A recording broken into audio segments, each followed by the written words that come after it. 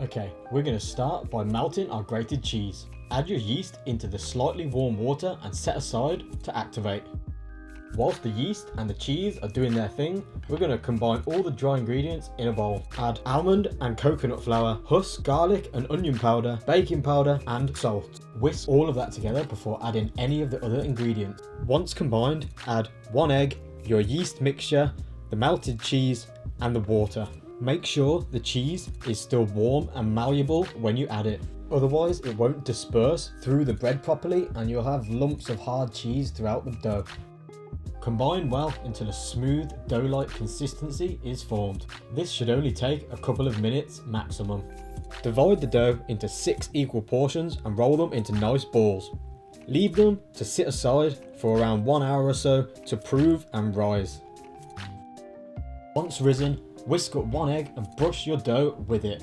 Sprinkle some sesame seeds on top and bake at 150 degrees C for around 35 minutes. Or just until nice and golden on top. And here they are. Leave them aside until we're ready to toast them and assemble.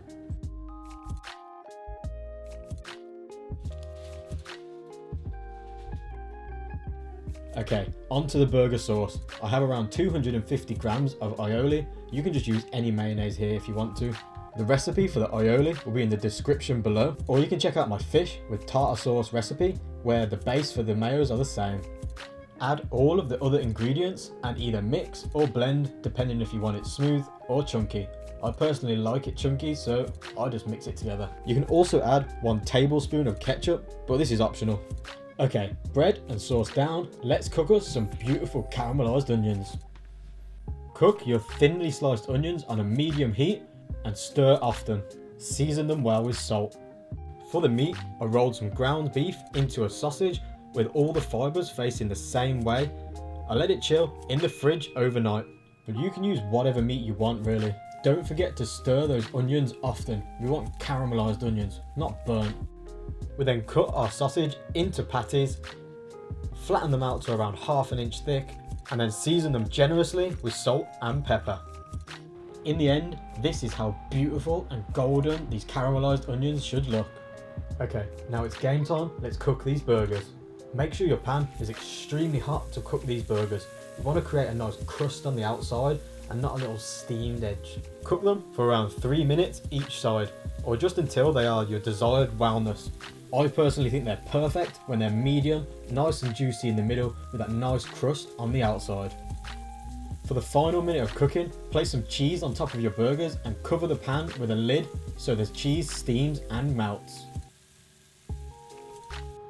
Okay, now we're going to slice our bread in half and give it a toast to assemble our burgers. Oh, look at that. Look at the bready texture of these buns. So good.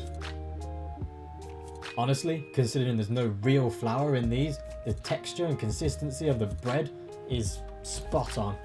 I'm pretty happy with how these turned out. Bread toasted, let's get on with it.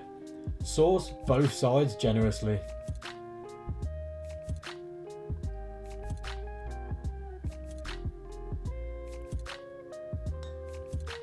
Add some lettuce and some tomato.